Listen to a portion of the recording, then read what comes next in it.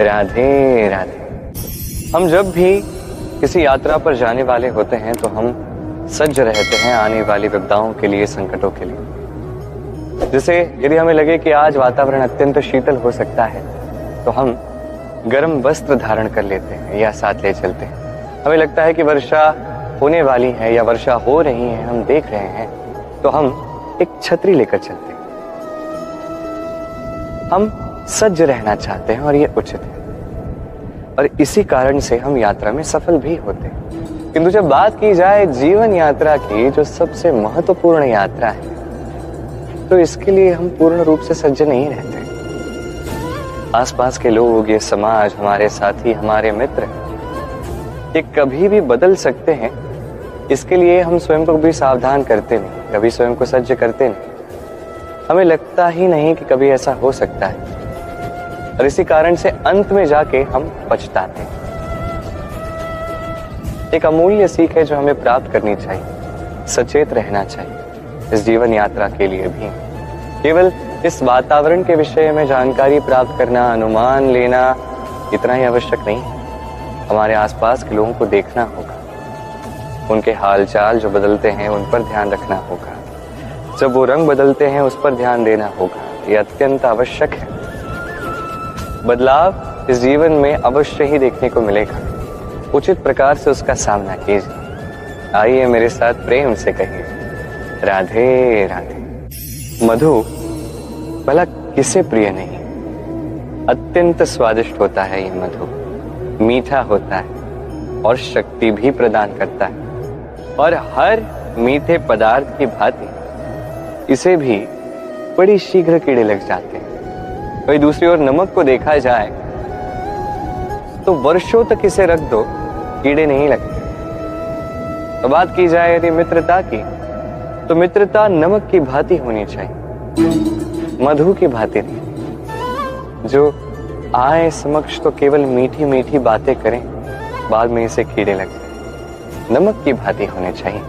सच्चे मित्र तो वो हैं जो समय आने पर आपका सत्य आपके समक्ष ला सके, चाहे वो कितना भी कठिन क्यों ना। आपके दोष, आपके अवगुण, आपकी कमियां आपको बता सके, ताकि आप उन्हें सुनकर, स्वीकार कर स्वयं को सुधार सके। यही सच्ची मित्रता है। कभी जीवन में आसपास झांक के देखिए, कई सारे ऐसे लोग होते हैं, कई सारे ऐसे मित्र होते हैं जिन्हें देख के हमें लगता है कि इनकी जीभ तो बड़ी कड़वी है, इनकी वाणी बड़ी ही कड़वी है। किंतु अधिकतर ऐसे लोग, इनका मन देखोगे तो इसमें कोई मैल नहीं होता। इनका मन अत्यंत पवित्र होता है। यदि आपके जीवन में भी कुछ ऐसे ही लोग हैं, ऐसे मित्र हैं, तो उन्हें सहेज कर रखें और मेरे साथ प्रेम से कहें, राधे राधे। कभी कुछ क्षणों के लिए नेत्र बंद कीजिए, ध्यान विधि में बैठकर ध्यान करने का प्रयास कीजिए और समझिए कि सर्वप्रथम हम क्या देखते हैं, क्या अनुभव करते हैं। आप देखेंगे कि सर्वप्रथम आपके नेत्रों के समक्ष आपके दुष्कर्म आते हैं। आपका वो छिपा हुआ क्रोध, वो भीतर की पीड़ा, भय, निराशा, यही सब सबसे पहले दिखता है, और यही सब हमारे दुख का कारण भी बनता है। इस सब का तथ्य क्या है? बस एक ही तथ्य है, और वो ये कि हमारा ये मन इसे दुष्कर्म प्रिय है ही नहीं। हमारा ये मन तो एक सुखद जीवन जीना चाहता है, सत्कर्म करना चाहता है। तो यही कीजिए, शुभ विचार रखिए, शुभ कर्म कीजिए, सकारात्मकता के साथ जीवन में आगे बढ़ते जाइए। फिर नेत्र बंद करके स्वयं में झांक कर देखिए, कोई दुख नहीं होगा। ये मन प्रसन्नता और प्रेम से भर जाएगा और बार बार कहेगा, राधे राधे। कभी किसी नदी को देखिए, वही आकार, वही स्थान, बस बहते जाती है। इसमें कभी कुछ अपद्रव्य द्रव्य डाल के देखिए, आप देखोगे ये अधिक समय तक वहां नहीं टिकता। ये नदी के साथ बह जाता है, बहते बहते सागर में समा जाता है और अंततः सागर उसे तट पर निकाल फेंक ही देता है। कुछ इसी प्रकार हमारे विचार भी होने चाहिए। एक स्थान पर इकट्ठा नहीं रहने चाहिए, इनका संवाहन होते रहना चाहिए। तभी हमारी मति, हमारी नीति और हमारी स्मृति, ये तीनों श्रेष्ठ रह सकते हैं। और यही अंतर है तालाब और नदी के मध्य में। नदी में जल सदैव बहता है, इसलिए पवित्र रहता है, शुद्ध और साफ रहता है। वही तालाब में सब कुछ इकट्ठा हो जाता है और इसलिए वो अपवित्र हो जाता है। तो सदैव इन विचारों को बहते जाने दीजिए। यदि मन में कोई विचार आ जाए, वहीं रह जाए और चुभने लगे तो उसे निकाल दीजिए, उसे भी बहने दीजिए। इसका जो भी उत्तर होगा समय के साथ स्वयं आपके पास आएगा। आप बस नदी की भांति बहते जाइए और मेरे साथ प्रेम से कहिए, राधे राधे।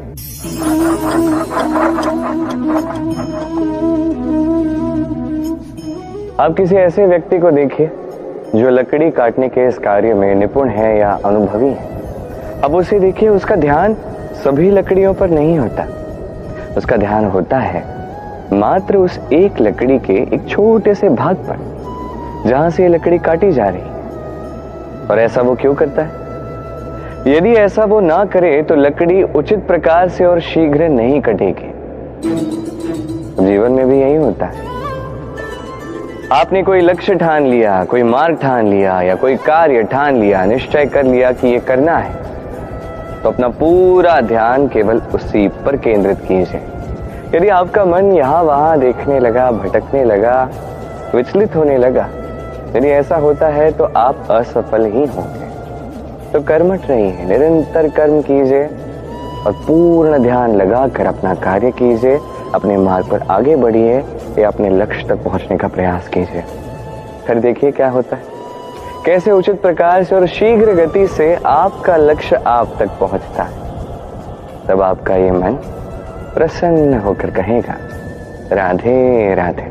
जैसे मेरे लिए यशोदा मैया है, जैसे मेरे लिए माता देवकी है, वैसे ही मेरे लिए गौ माता है। अब सोचने वाली बात यह है कि संसार में असंख्य प्राणी हैं, गैया को ही मैया का दर्जा कैसे प्राप्त हुआ? तो इसके भी अनेक कारण हैं। ये गैया, हमारी गौ माता, ये अत्यंत शांत है, शांति प्रिय, कभी किसी को हानि पहुंचा ही नहीं सकती। गौ माता जो दूध अपने बछड़े को देती है वही हमें देती है, जिसे पीकर हम शक्ति प्राप्त करते हैं, जिसे हमें माखन, घी, खीर, ये सभी स्वादिष्ट व्यंजन मिलते हैं। गौ माता का गोबर चूल्हा जलाने में हमारी सहायता करता है, जिससे कम से कम लकड़ियों का उपयोग होता है, अधिक से अधिक वन सुरक्षित रहते हैं। गौ माता का गोमूत्र ये भी हमारे लिए लाभदायक है, इससे हम अनेक रोगों से मुक्त रह पाते हैं। गौ माता जब बछड़े को जन्म देती है तब यही बछड़ा बड़ा होके हमारे खेत जोतता है। इसलिए गैया को भी जीवन में मैया का स्थान दीजिए, जितनी हो सके उसकी सेवा कीजिए, प्रेम से उसका पालन कीजिए। यह मन अपने आप प्रसन्न होकर कहेगा, राधे राधे। रात्रि में चमकते हुए जुगनू देखोगे तो मन प्रसन्नता से भर जाता है। ये बड़े ही सुंदर लगते हैं। और ऐसा भला क्यों होता है? पहली बात तो ये कि रात्रि का समय तो चारों ओर अंधेरा ही अंधेरा, ऐसे में कहीं हमें थोड़ा प्रकाश दिख जाए तो वो आशा की किरण ही लगती है। वही प्रकाश हमारे मन में प्रसन्नता भर देता है। और इसीलिए जो लोग रात्रि के समय में जुगनुओं को चमकते हुए देखते हैं वो प्रसन्न हो जाते हैं। अब कभी कभी जीवन में भी हमें ऐसा लगता है कि मेरे जीवन में तो चारों ओर अंधेरा ही अंधेरा है। हर एक को कभी ना कभी लगता है।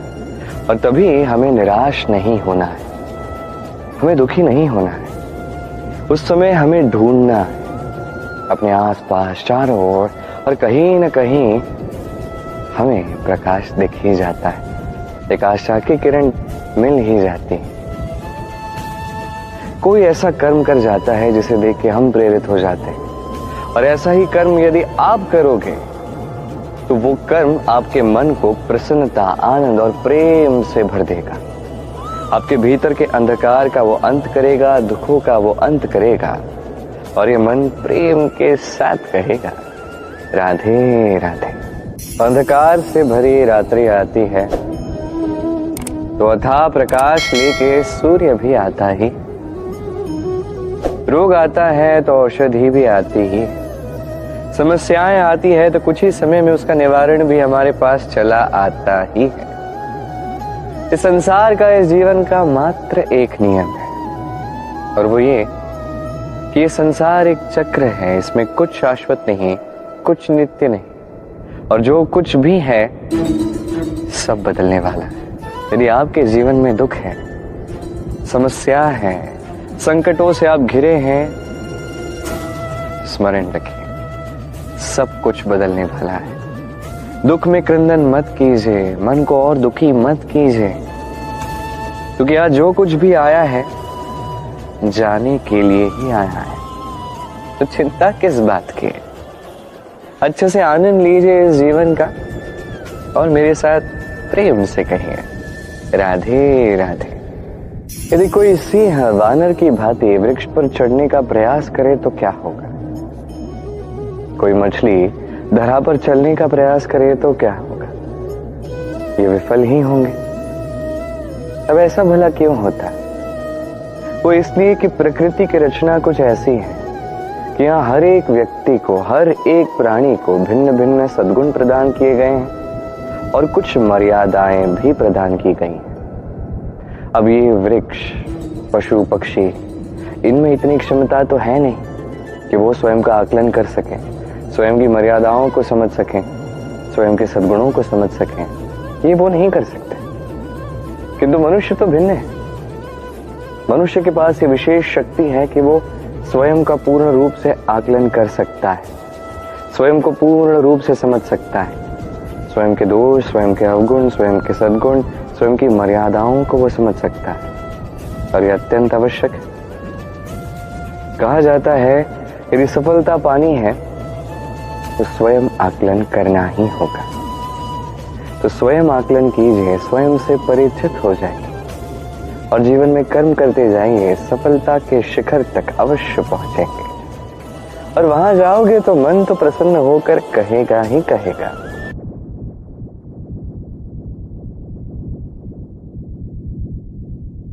बूंद बूंद से सागर बनता है। अब ये बात हम सभी जानते हैं। क्या आप ये बात भी जानते हैं कि छोटे छोटे सुख से बड़े सुख प्राप्त होते हैं? एक पिता को देखिए, संतान के जन्म से लेके युवा होने तक उसके साथ छोटे छोटे सुख जीता है।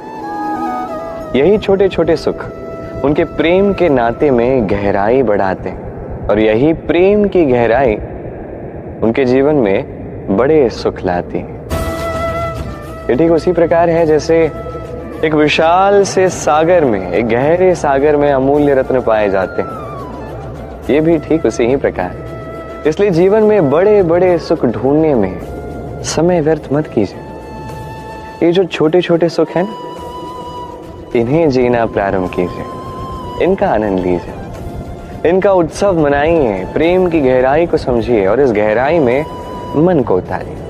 फिर देखिए, ये मन और ये जीवन प्रसन्न होकर कहेगा राधे राधे। जब तक हम इस संसार में जीवित हैं, हमारे साथ सब कुछ रहता है। हमारा धन, सुख सुविधाएं, हमारे मित्र, हमारा परिवार, ये समाज, सभी हमारे साथ रहते हैं। जिस दिन हम इस संसार से चले जाएं, इनमें से कोई भी हमारे साथ नहीं आता। न धन, न सुख सुविधाएं, न संपत्ति, ये सभी लोग, ये समाज, ये भी केवल शमशान तक ही साथ आ पाते हैं। उसके पश्चात यदि हमारे साथ कुछ आता है तो वो है केवल हमारा धर्म। और इस संसार में जो हम नाम बना के छोड़ जाते हैं वो होता है केवल कर्मों द्वारा। इसलिए संसार में जब तक आप जीवित हैं, यदि कुछ अर्जित करना चाहते हैं तो धर्म अर्जित कीजिए, धर्म के विषय में स्पष्टता अर्जित कीजिए और कर्म अर्जित कीजिए। यही आपका भूतकाल होगा, यही आपका भविष्य होगा, और यही सबको प्रेरणा प्रदान करेगा। आइए और मेरे साथ प्रेम से कहिए राधे राधे।